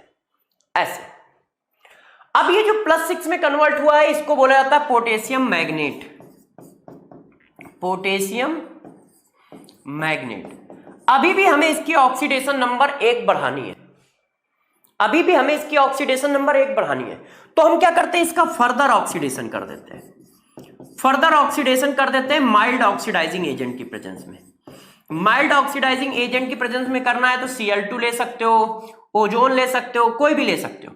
ये दोनों ही माइल्ड ऑक्सीडाइजिंग एजेंट है, और इसका ऑक्सीडेशन कर देते हैं किसमें, +7 में। ऐसे देखो, तो समझ गए क्या करना है। KMnO4 का मेथड ऑफ प्रिपरेशन में हम क्या करते हैं, उसका और लेते हैं पायरोलुसाइड। पायरोलुसाइड में हम क्या करते हैं, एक ऑक्सीडाइजिंग एजेंट डाल देते हैं KNO3 या KClO3, और साथ में एयर भी पास कराते हैं, तो ये +6 में कन्वर्ट हो जाता है। फर्दर हम लोग इसको फिर ऑक्सीडाइजिंग एजेंट के में डालते हैं, वो माइल्ड ऑक्सीडाइजिंग एजेंट लेते हैं। तो क्लोरीन वाटर ले सकते हो, ओजोन ले सकते हो, वो क्या करते हैं इसको KMnO4 में कन्वर्ट कर देते हैं।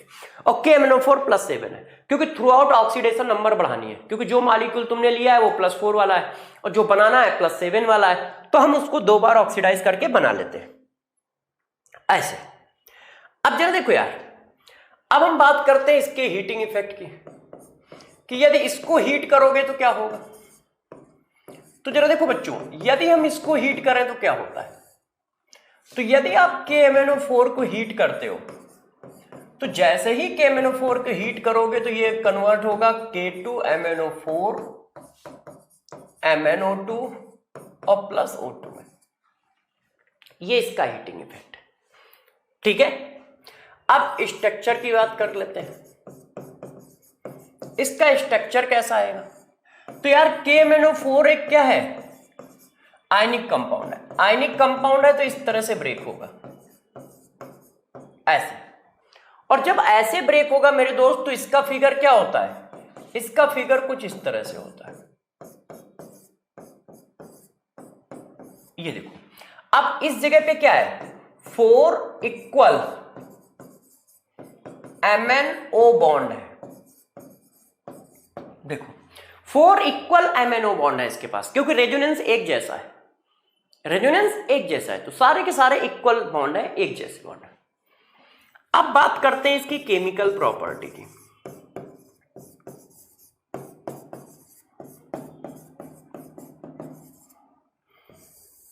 देखो केमिकल प्रॉपर्टी की बात करें तो यह भी क्या होता है, एसिडिक मीडियम में एक स्ट्रॉन्ग ऑक्सीडाइजिंग एजेंट होता है।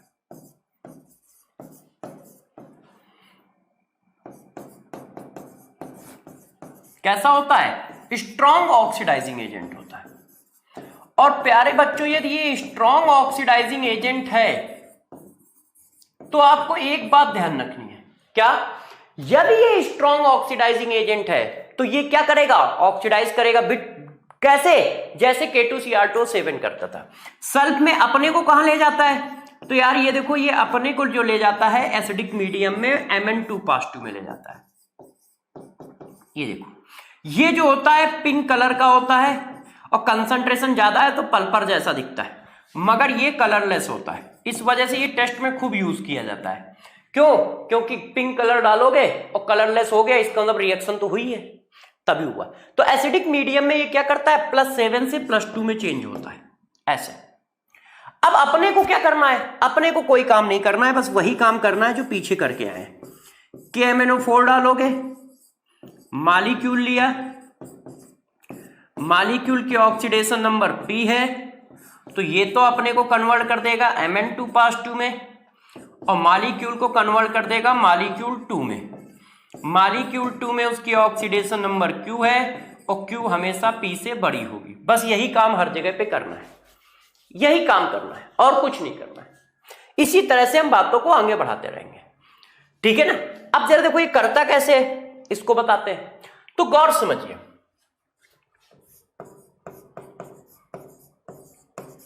KMnO4 को जब आप एसिडिक मीडियम में ले जाओगे, तो जब ये एसिडिक मीडियम में रिएक्शन करेगा तो डिट्टो सेम रिएक्शन करेगा, सेम आंसर आएंगे। तो जहां जहां डिफरेंट आएंगे वहां वहां को हम फोकस करा रहे हैं, Ki और एल्कलाइन Ki। एक जगह ये है, एक है H2O2, बस बाकी सारे आंसर सेम है। बाकी सभी रिएक्शन, ठीक है, सेम है। कैसी सेम है, सिमिलर टू KMnO4।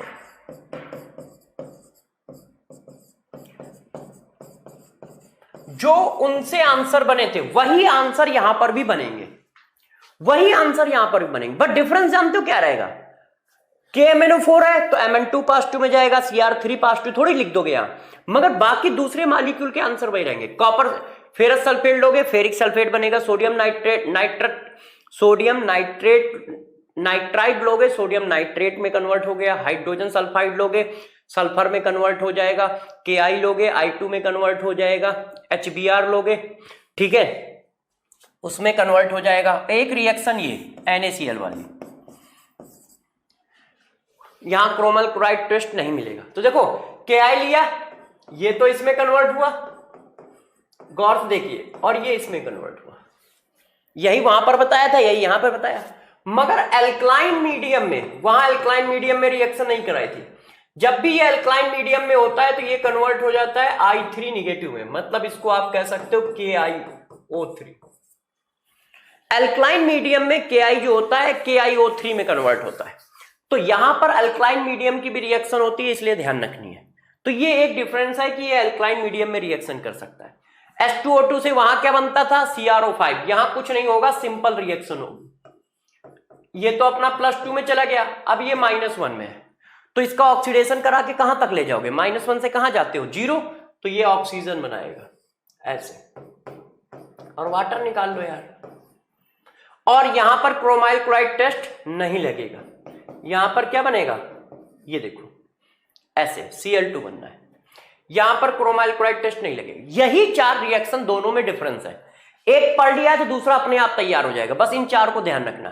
क्या ये तो भाई ये सिमिलर है, मगर इसके पार्ट क्या है, यदि अल्कलाइन ले लिया तो KiO3 में कन्वर्ट कर देना, ये क्रोमाइल क्लोराइड टेस्ट नहीं लगाता है, NaCl को Cl2 में ही कन्वर्ट करेगा, CrO2 Cl2 में कन्वर्ट नहीं करेगा, और H2O2 को O2 में कन्वर्ट करेगा, CrO5 में नहीं करेगा। तो ये डिफरेंसेस है किसके साथ, KMnO4 और K2Cr2O7 के साथ। बाकी रिएक्शन के आंसर डिट्टो सेम आएंगे, चाहो तो लिख लो, नहीं तो कोई बात नहीं है, एक तैयार कर लोगे दूसरा अपने आप तैयार हो जाएगा, बस इस 4 को ध्यान रखना, ठीक है, एक तैयार कर लोगे दूसरा अपने आप तैयार हो जाएगा।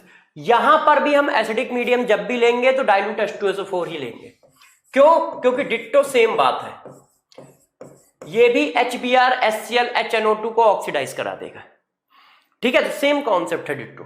तो बात को समझ पा रहे हो अच्छे से, मैंने क्या बताया है, किस तरह से करोगे, ठीक है, कॉन्सेप्ट को पकड़ पा रहे हो कि क्या बात बताई गई है और कैसे बताई गई है, कर लोगे, कोई दिक्कत तो नहीं है ना कि हम किस तरह से इस चीज को घुमा रहे हैं, ठीक है। तो ध्यान रखिएगा, जो K2Cr2O7 की रिएक्शन है वही KMnO4 की है प्यारे बच्चों। डिफरेंस कहां पे है, डिफरेंस सिर्फ इस जगह पे है। एल्कलाइन मीडियम में Ki लोगे तो KiO3 में कन्वर्ट कर देगा, NaCl लोगे तो क्रोमाइल क्लोराइड टेस्ट ना देके Cl2 में कन्वर्ट कर देगा, H2O2 लोगे तो CrO5 ना देके O2 में कन्वर्ट कर देगा। सॉरी बच्चों, बाकी रिएक्शन सेम है, बाकी रिएक्शन क्या है, सेम है, जो आंसर उसका था वही आंसर इसका होगा, ठीक है ना, बात समझ पा रहे हो।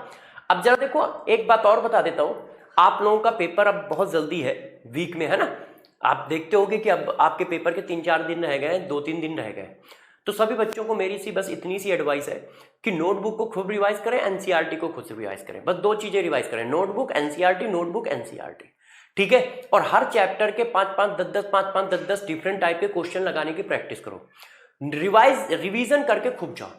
और मैं कोशिश कर रहा हूं कि आज और कल या परसों तक सारा सिलेबस खत्म हो जाए।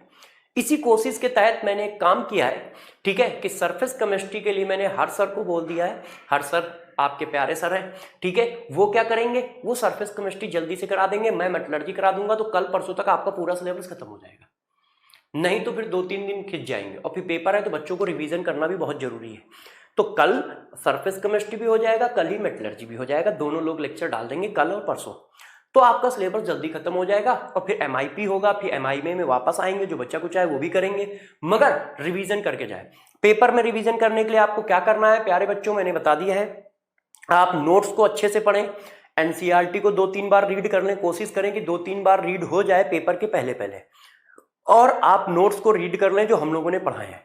और हर चैप्टर के 10-10, 15-15 क्वेश्चन, हर चैप्टर के 10-10, 15-15 क्वेश्चन का टारगेट बना लो कि 15 डिफरेंट टाइप ऑफ क्वेश्चन आपको सॉल्व करने हैं हर चैप्टर के, 15 different type of question her chapter के सॉल्व करने हैं, ठीक है। क्योंकि 2-3-4 दिन में पूरा सब कुछ रिवाइज करने का मतलब यही है कि कैसे करें, तो कैसे करो, नोटबुक रिवाइज करो, एनसीईआरटी पढ़ो, नोटबुक रिवाइज करो, एनसीईआरटी पढ़ो, और हर चैप्टर के 15 क्वेश्चन रिवाइज कर लें, ठीक है। और होपफुली जैसे आज तक आप अच्छा करते आए हो, आगे भी अच्छा करोगे, और मैं आप लोगों के साथ हूं, ठीक है। चलो टॉपिक को आगे बढ़ाते हैं, अभी खत्म नहीं है क्लास, ठीक है। तो समझ रहे हो, अब यार देखो ये बात हो गई, अब एफ ब्लॉक पे चलते हैं। ठीक है, डी ब्लॉक का काम तो हम लोगों ने निपटा लिया है। अब जरा देखो एफ ब्लॉक की बात करें तो एफ ब्लॉक में क्या बातें हमें याद होनी चाहिए, मतलब क्या क्या बातें हैं जो हमसे आ सकती हैं एफ ब्लॉक। तो यार एफ ब्लॉक में जरा देखो, एफ ब्लॉक में बहुत कम बातें हैं, आप उनको अच्छे से समझिए, वो पेपर में फंस सकती हैं। तो सबसे पहली बात एफ ब्लॉक में क्या करना है, तो जरा समझिए एफ ब्लॉक को हम लोग दो सीरीज में डिवाइड करते हैं। एफ ब्लॉक को प्यारे बच्चों हम लोग दो सीरीज में डिवाइड करते हैं, एक को बोलते हैं लेंथेनाइड सीरीज, लेंथेनॉइड सीरीज, और एक को बोलते हैं एक्टिनाइड सीरीज।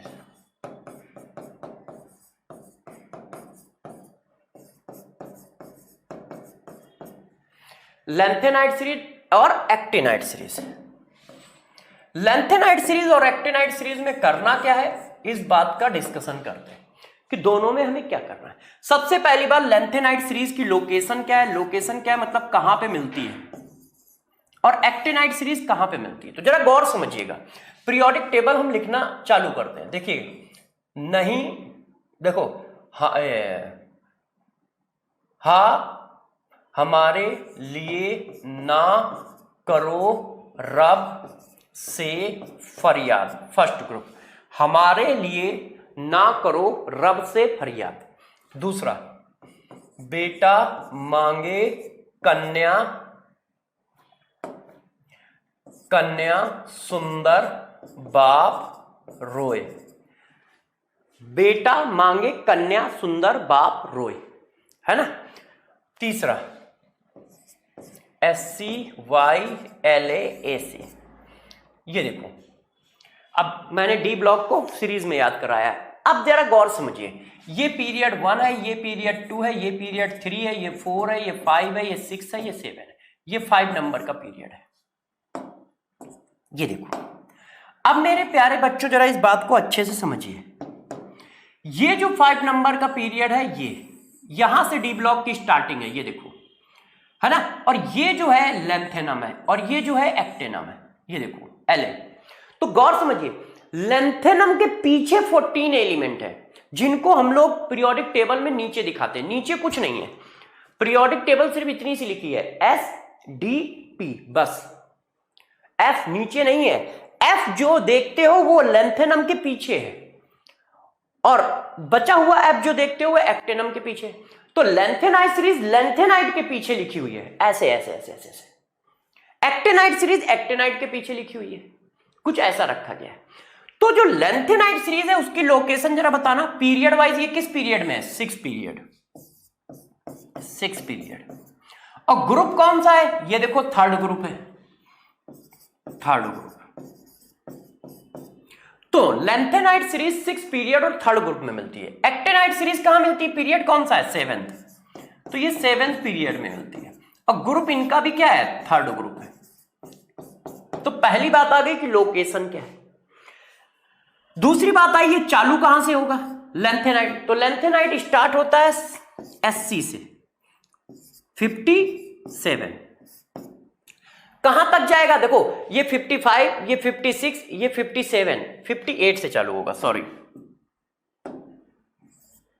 ऐसे। कहां तक जाएगा, LR तक,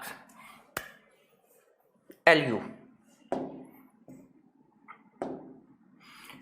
कितनी वैल्यू आएगी, 72, 71, ऐसे।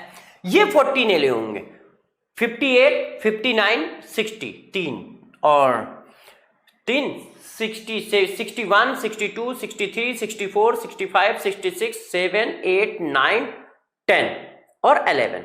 तो 3, 3, 6, 3, 9 और 3 कितने, 9, 3 कितने होते हैं यार, 12, 13, 14, ये 14 एलिमेंट होंगे। ये कहां से स्टार्ट होगा, TS से 90, ये 89 होता है। कहां तक जाएगा, 103 LU तक। ये देखो बहुत सारे बच्चे इस बात को पूछते हैं क्या LA लेंथेनाइड का एलिमेंट है, नहीं। लेंथेनम जो होता है वो डी ब्लॉक का एलिमेंट होता है, बस वो एफ ब्लॉक के सिमिलर प्रॉपर्टी शो करता है, वो एफ ब्लॉक के सिमिलर प्रॉपर्टी शो करता है, एफ ब्लॉक का एलिमेंट नहीं होता है। एलिमेंट वो डी ब्लॉक का होता है, एफ ब्लॉक के एलिमेंट तो ये है और इस तरह से ये चलते हैं, इनकी ये और इनकी ये, इस तरह से ये काम कर रहे होते हैं। लेंथेनाइट की लोकेशन 6 पीरियड थर्ड ग्रुप है, 7 पीरियड थर्ड ग्रुप है, 58 से 71 तक, 90 से 103 तक। ठीक है, अब कहानी को थोड़ा सा और आगे ले चलते हैं। अब जरा देखो, इसमें आपको क्या करना है, आपको ये काम करना है। देखिए, एक तरफ हम लेंथेनाइट के बारे में बताएंगे,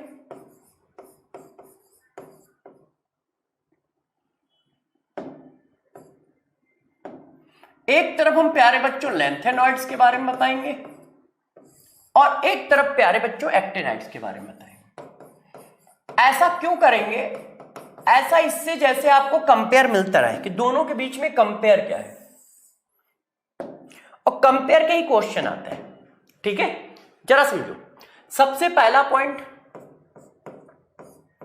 तो सबसे पहला पॉइंट देखो जरा, इलेक्ट्रॉनिक कॉन्फ़िगरेशन। लोकेशन तो पहले ही बता दिए, तो लोकेशन बताने की जरूरत तो है नहीं, है ना। तो इलेक्ट्रॉनिक कॉन्फ़िगरेशन, इलेक्ट्रॉनिक कॉन्फ़िगरेशन होता है n-2 f 0 to 14 n-1 d 0 to 1 2 और ns2, ये होता है।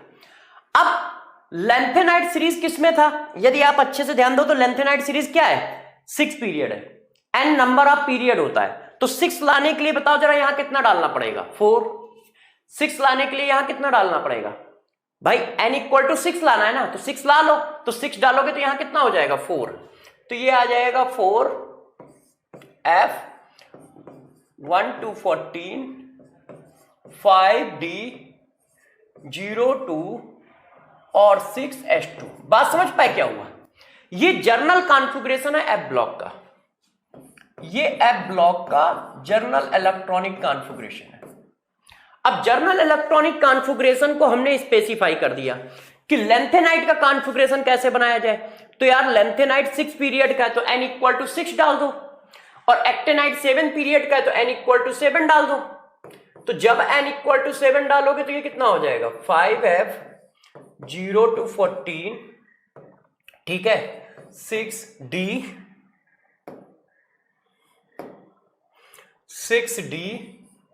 0 to 2 और 7s2। क्यों? क्योंकि ये लेंथेनाइट का कॉन्फ़िगरेशन है और ये 6 पीरियड में मिलता है तो n = 6 डाल दो, ये 7 पीरियड में मिलता है n = 7 डाल दो। अब यहां से एक और बात आ गई, इसको 4f सीरीज भी कहते हैं। किसको? लेंथेनाइट को। क्यों? क्योंकि लास्ट इलेक्ट्रॉन किस में जा रहा है? 4f में जा रहा है। इसको 5f सीरीज कहते हैं। क्यों कहते हैं? क्योंकि लास्ट इलेक्ट्रॉन किस में जा रहा है? 5s में जा रहा है। नेक्स्ट नंबर, अब एक एक करके पॉइंट बताता जा रहा हूं, आप समझते जाइएगा। दोनों में डिफरेंसेस भी होते जाएंगे, चीजें भी अपने आप क्लियर होती जाएंगी। अब जरा देखो यार, ये बात तो आ गई कि यहां भाई ये ऐसे, ये ऐसे, ठीक। अब जरा देखो, इनके एटॉमिक नंबर आपको पता है कहां से स्टार्ट होते हैं, कहां तक जाते हैं। तो इसमें एक बात है, जो पीएम होता है वो रेडियो एक्टिव है, रेडियो एक्टिव है, उल्टा लिख दिया है, ऐसे लिखते हैं। जो लेंथेनाइट एलिमेंट है वो सब के सब नॉन रेडियो एक्टिव होते हैं, non radio active, except PM. Promethium को छोड़कर ये रेडियो एक्टिव होता है। इसी तरह पॉइंट नंबर 3, अब दोनों देखो, दोनों में कंपेयर आ जाएगा। एसी का मतलब एक्टिनाइट सीरीज है और एलन का मतलब लेंथेनाइट सीरीज है। तो एक्टिनाइट सीरीज और लेंथेनाइट सीरीज, तो एसीएन कर देता हूं इसको, ठीक है ना, एसीएन।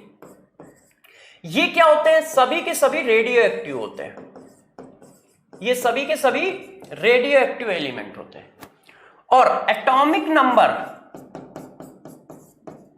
92 से जो ऊपर एलिमेंट होते हैं उनको बोला जाता है ट्रांस यूरेनिक एलिमेंट। क्या बोला जाता है? Transuranic element. तो अब देखो कंपेयर होता जाएगा, ये नॉन रेडियो एक्टिव है, ये रेडियो एक्टिव है।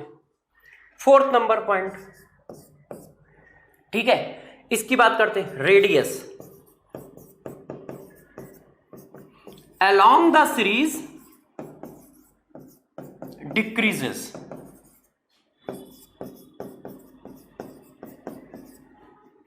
Radius along the series decrease करती है। क्यों डिक्रीज करती है? एटॉमिक नंबर बढ़ रहा है और एटॉमिक नंबर बढ़ेगा तो इफेक्टिव न्यूक्लियर चार्ज बढ़ेगा, तो वो क्या करता है? कंट्रैक्ट कर देता है, क्योंकि सेल का नंबर थोड़ी बढ़ रहा है, और जब सेल का नंबर नहीं बढ़ता है तो साइज कंट्रैक्ट होता है। लेफ्ट टू राइट क्या होता है? साइज कंट्रैक्ट होता है। क्यों? क्योंकि सेल का नंबर नहीं बढ़ रहा होता है, उसी सेल में इलेक्ट्रॉन बढ़ रहे होते हैं। और यहां पर यही है, एफ में लगातार इलेक्ट्रॉन पढ़ते जाएंगे, सेल थोड़ी बढ़ेगा, और एफ में इलेक्ट्रॉन पढ़ते चले जाएंगे तो जेड बढ़ता चला जाएगा, इफेक्टिव न्यूक्लियर चार्ज। और इफेक्टिव न्यूक्लियर चार्ज बढ़ेगा तो क्या करेगा? उसको क्वंच कर देगा, मतलब श्रिंक कर देगा। तो अलोंग द सीरीज यहां पर भी रेडियस का सेम आंसर है, क्योंकि कॉन्सेप्ट सेम है। अलोंग द सीरीज रेडियस क्या होगी प्यारे बच्चों? डिक्रीजेस। दोनों की रेडियस डिक्रीज करेगी। मगर इस जगह पे बहुत एक अच्छा पॉइंट है, नोट डाल के मैं लिख दे रहा हूं। Size of lengthenoid and actinoid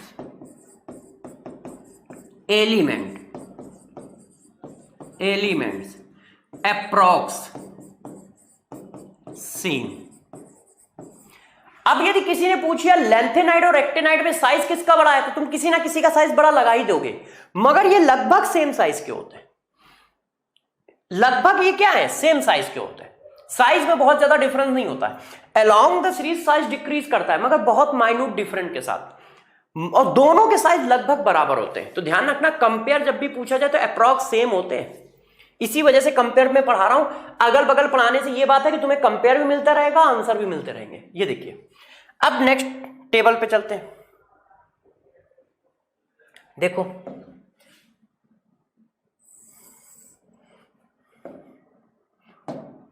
इधर क्या था? लेंथेनाइड। इधर क्या है? एक्टिनाइड।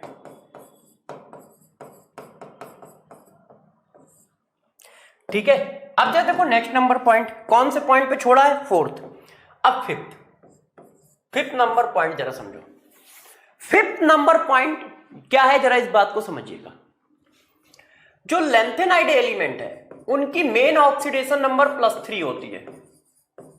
Main oxidation number +3। ऐसा क्यों है?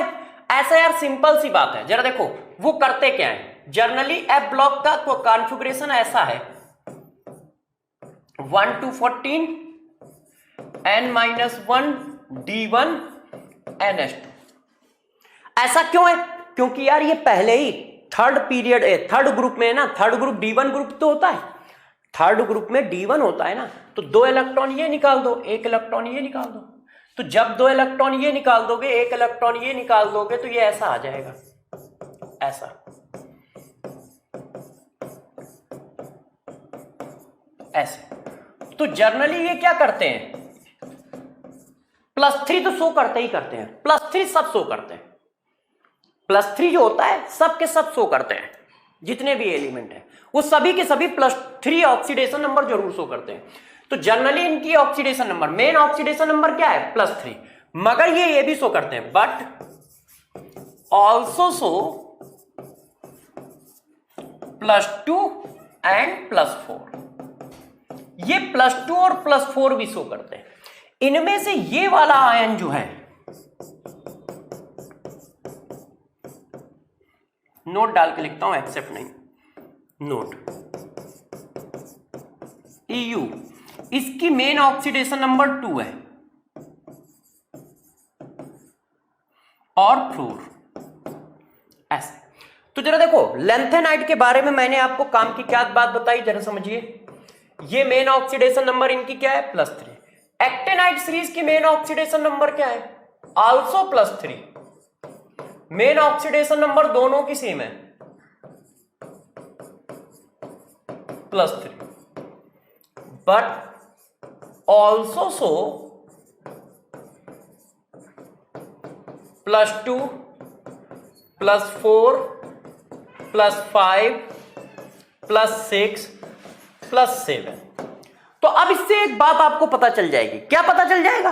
कि इसकी रेंज क्या है? इसकी मैक्सिमम रेंज 4 है और उसकी मैक्सिमम रेंज 7 है। मतलब वेरिएशन ऑफ ऑक्सीडेशन नंबर जो है एक्टेनाइट में ज्यादा है। वेरिएशन ऑफ ऑक्सीडेशन नंबर किस में ज्यादा है? एक्टेनाइट में ज्यादा है। लेंथेनाइट में कम है। लेंथेनाइट की मैक्सिमम ऑक्सीडेशन नंबर 4 है, इसकी मैक्सिमम ऑक्सीडेशन नंबर 7 तक है। अब 6 नंबर पॉइंट जरा देखो, अब जो बात बताने जा रहा हूं उसको जरा गौर से समझिएगा, वो आपके काम की है काफी, ठीक है।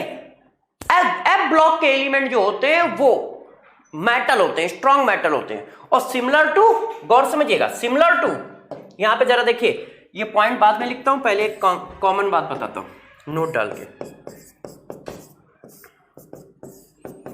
F block elements are strong metal और similar to calcium, second group. जरा देखो बच्चों, इस बात को समझिएगा, एफ ब्लॉक के मेटल स्ट्रॉन्ग मेटल होते हैं और उनकी स्ट्रॉन्गनेस कहां तक होती है? लगभग कैल्शियम जैसी होती है, कैल्शियम के आसपास। ये देखो, कैल्शियम और एल्युमिनियम के बीच में ये स्ट्रॉन्ग होते हैं, कैल्शियम और एल्युमिनियम के बीच की इनकी रेंज होती है, तो पूरा एफ ब्लॉक स्ट्रॉन्ग मेटल होता है। अब यदि स्ट्रॉन्ग मेटल है तो आप इस बात को अपने आप समझ जाओगे क्या करना है। स्ट्रॉन्ग मेटल है तो ये सब क्या होंगे? देखो बेसिक कैसे होंगे, इनके ऑक्साइड कैसे होंगे? Oxide and hydroxide. अब बताओ, मेटल के ऑक्साइड और हाइड्रोक्साइड कैसे होते हैं? बेसिक नेचर के होते हैं, तो ये भी बेसिक नेचर के होंगे और साथ साथ में आयनिक भी होंगे। यदि बेसिक नेचर के हैं, आयनिक हैं, तो along the series basic strength increase करेगी कि decrease? Along the series basic strength increase करेगी कि डिक्रीज करेगी? बताओ बेटा।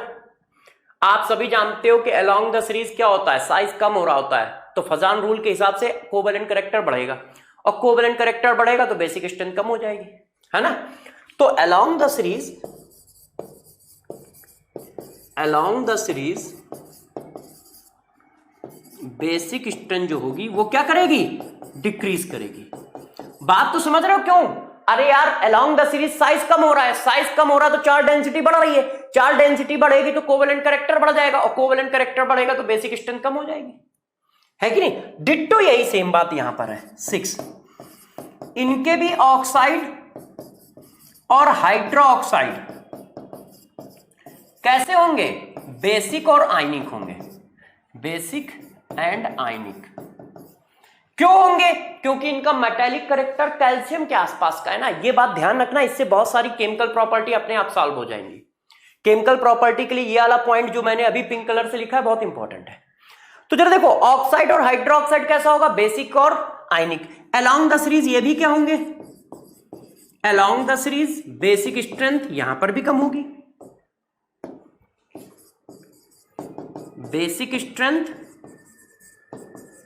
डिक्रीज करेगी, ऐसे। अलोंग द सीरीज इनकी भी बेसिक स्ट्रेंथ डिक्रीज करेगी। क्यों? क्योंकि साइज कम हो रहा है, ठीक है ना। नेक्स्ट नंबर चलो देखो, 7th। ये देखो, अब हम 7th नंबर की बात करते हैं कि 7th क्या होगा, ठीक है। तो गौर समझो, जो लैंथेनाइड होते हैं इनकी बात करते हैं। Aqueous ion of lanthanide is paramagnetic.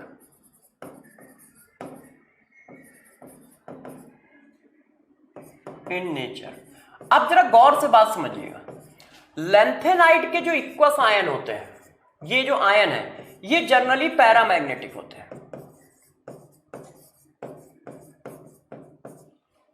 ऐसा क्यों? जरा इस बात को समझिए कि ऐसा क्यों। जरा देखो यार, सब बच्चों को पता है कि F में 14 इलेक्ट्रॉन जाने हैं।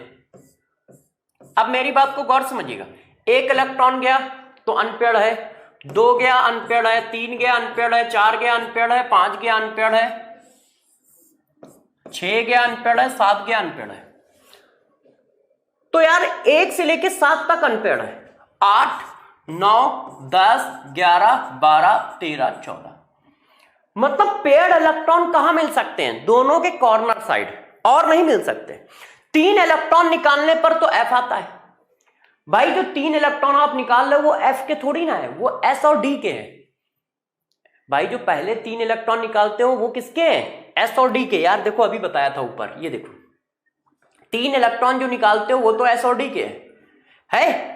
तो इसका मतलब अनपेयर्ड इलेक्ट्रॉन तो हमेशा रहेंगे। कब कब नहीं रहेंगे? यदि कोई आयन ऐसा कर ले, जैसे Ce+4 बना ले, Ce+4 में F 0 हो जाएगा, तो ये कैसा हो जाएगा? डायामैग्नेटिक हो जाएगा।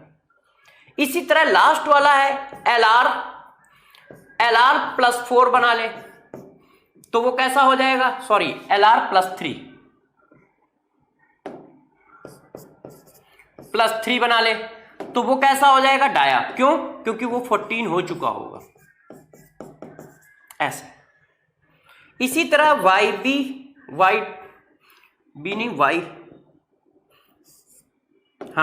होता है, YB+3 बना ले। क्यों? ये 13 होता है, लास्ट वाला क्या होगा? 14, और डी का इलेक्ट्रॉन आया होगा, तो यदि इसकी 2 हो जाएगी तब भी ये 14 हो जाएगा,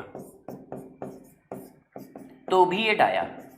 तो अब मेरी बात जरा थोड़ा समझना अच्छे से, पहले मैं कॉन्सेप्ट समझाता हूं। देखो जनरली इनके आयन पैरामैग्नेटिक है, मगर जो ये कॉर्नर की साइडें हैं ये डायामैग्नेटिक है। कैसे भाई? 3 इलेक्ट्रॉन निकालते ही वो क्या हो जाते हैं? एफ में आ जाते हैं। अब यदि एक इलेक्ट्रॉन और निकाल दो, मान लो ऑक्सीडेशन नंबर 4 कर दे, जैसे सीरियम है, सीरियम F1 होता है। अब F1 में एक और निकाल देगा, ऑक्सीडेशन नंबर 4 कर देगा, तो F 0 हो जाएगी। 0 हो गई तो डायमैग्नेटिक। इसी तरह जरा लास्ट वाले में चले जाओ, तो जब आया होगा F13, तो एक इलेक्ट्रॉन जम करके वो F14 हो गया है, तो F14 और N-1 D0 NS2, तो F14 N-1 D0 NS2, तो जैसे ही 2 इलेक्ट्रॉन निकालेगा तो F14 होगा डाया। अब ये क्या है? लास्ट वाला है Lr। अब ये क्या करेगा? ये 3 इलेक्ट्रॉन निकालेगा तो इनर्ट हो जाएगा, क्योंकि 14 होंगे। तो कॉर्नर को छोड़कर बाकी सब कैसे होंगे? पैरामैग्नेटिक होंगे। तो जरा ध्यान रखना, कॉर्नर का आयन तो नहीं, क्योंकि वो पूछेगा इनमें से कौन सा पैरामैग्नेटिक आयन है, इनमें से कौन सा डायामैग्नेटिक आयन। तो कॉर्नर को छोड़कर बीच वाले तो ऑलवेज पैरामैग्नेटिक होंगे। डिट्टो सेम कॉन्सेप्ट यहां पर है। एक्टेनाइट भी क्या होंगे? एक्टेनाइट के भी क्या होंगे? आयन जो होंगे ऐसे, वो सब कैसे होंगे? पैरामैग्नेटिक होंगे। क्यों होंगे? तुम समझ गए होगे अब इस बात को कि कॉन्सेप्ट क्या चल रहा है। कौन कौन नहीं होंगे? कॉर्नर वाले नहीं होंगे, जैसे थोरियम+3 नहीं होगा, क्योंकि ये +4, क्योंकि ये क्या होता है? F 0 होता है। इसी तरह से Lu+3 नहीं होगा, क्योंकि ये क्या होता है? F14 होता है कि नहीं?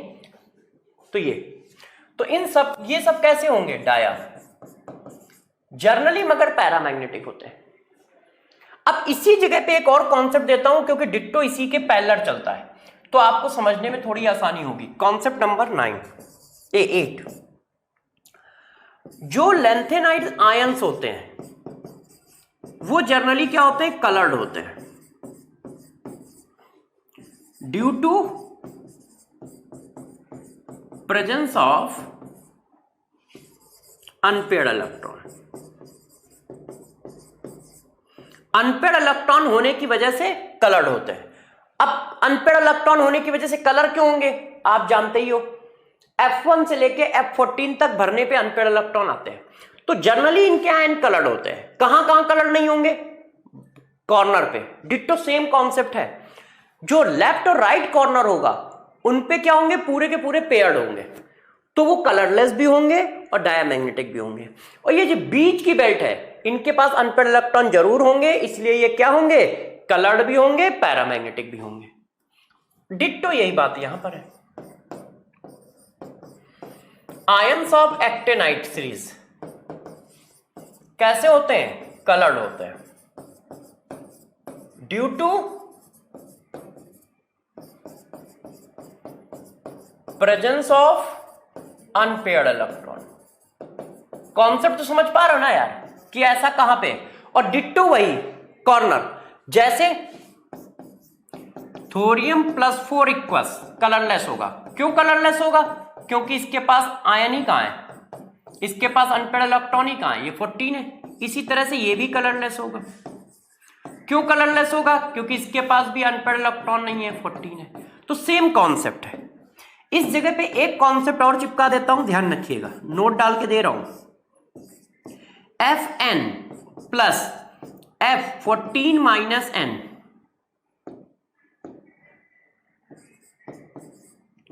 सो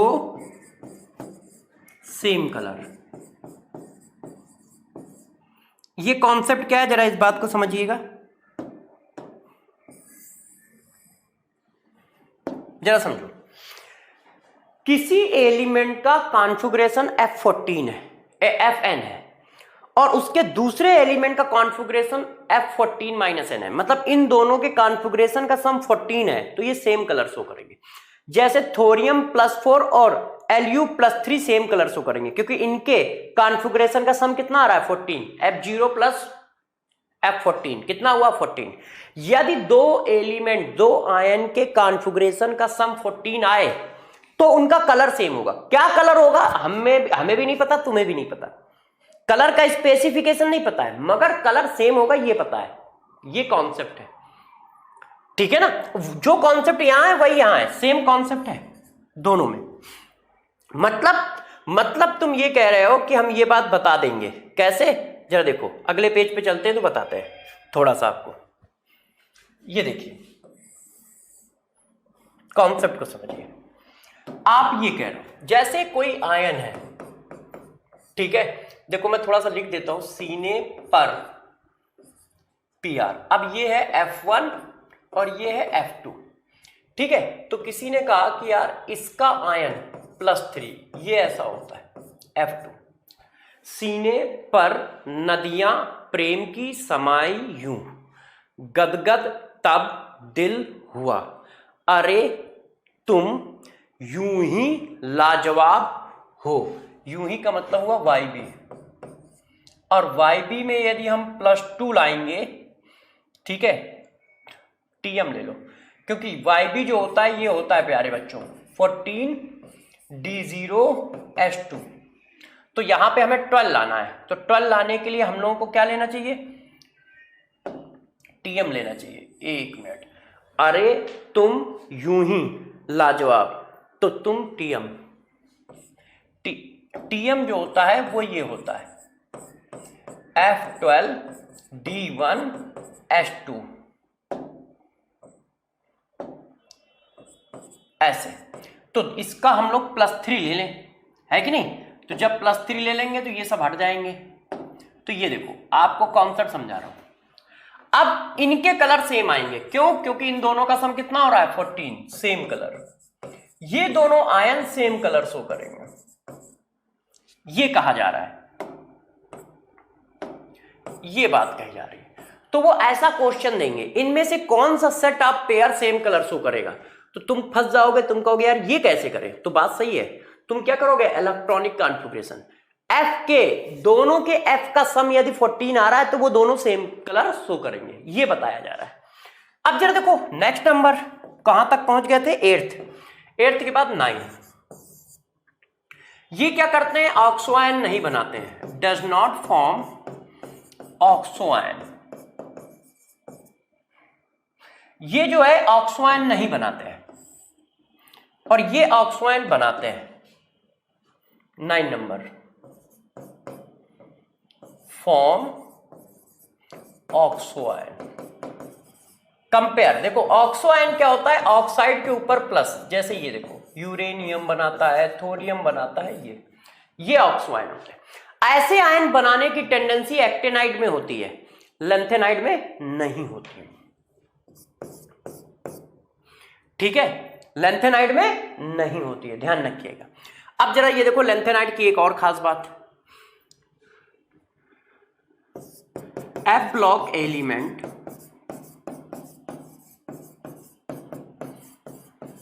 does not form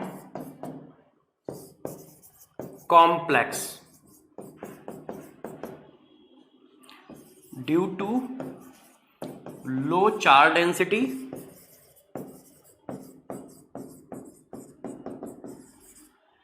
ठीक है। एफ ब्लॉक के एलिमेंट कॉम्प्लेक्स नहीं फॉर्म करते हैं, मगर यदि कंपेयर किया जाए तो लैंथेनाइड्स, देखिएगा, lanthanides have more tendency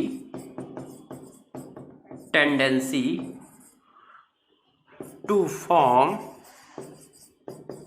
complex in compare to actinoids.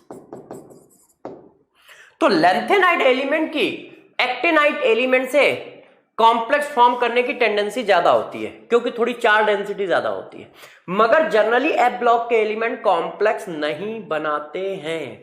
Generally F block के एलिमेंट कॉम्प्लेक्स नहीं बनाते हैं, ध्यान रखिएगा। जनरली एफ ब्लॉक के एलिमेंट कॉम्प्लेक्स नहीं बनाते, मगर कंपेयर की बात की जाए तो आप ऐसा कह सकते हो। कंपेयर की बात की जाए तो आप ऐसा कह सकते हो। ठीक है बच्चों, तो जरा यार ये देखो, ये मैंने कुछ पॉइंट पढ़ाया आपको जो लैंथेनाइड एक्टिनाइड में काम आते हैं। ठीक है, इसको आप एक बार रिवाइज कर लीजिएगा और एनसीईआरटी को भी रीड कर लीजिएगा। ठीक है प्यारे बच्चों, नेक्स्ट क्लास में हम लोग फिर मिलेंगे। तब तक के लिए हम लोग क्या कहते हैं, गुड बाय।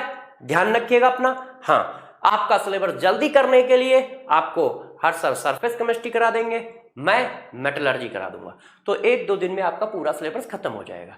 ठीक है, ध्यान रखिएगा अपना, खूब मेहनत करिए, टाइम आ गया है। All the best.